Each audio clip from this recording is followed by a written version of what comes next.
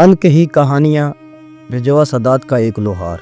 ये कहानी है पाकिस्तान के एक ऐसे गांव की जिसके लोग आज भी रिवायत निभा रहे हैं। ये गांव है रजवा सदात ज़िला चिन्योट, जहां वक्त आगे बढ़ गया मगर हथौड़े की आवाज़ आज भी वहीं है।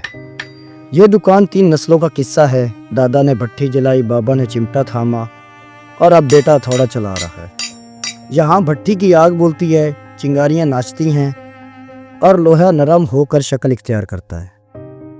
हर हथौड़े की ज़रब एक कहानी सुनाती है, मेहनत, ज़ब्त और यकीन की।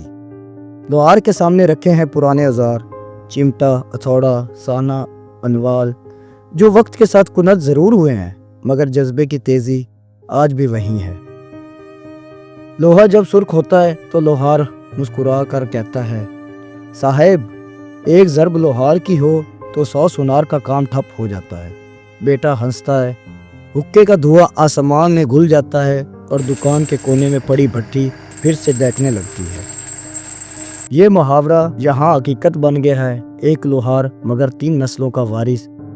100 सुनार आ गए, बाजार बदल गया, लेकिन उसकी भट्टी आज भी रोशन है। ये दुकान सिर्फ लोहे की नहीं, हौसले की है। ये हाथ सिर्फ काम नहीं करते, दुआ भी देते हैं। यही है वो अनकही कहानी जो रजवा सदात की मिट्टी में सांसें लेती हैं, जहाँ एक लोहार की एक ज़रब वक्त की दीवारों पर निशान छोड़ जाती हैं और 100 सुनार वो निशान मिटा नहीं पाते।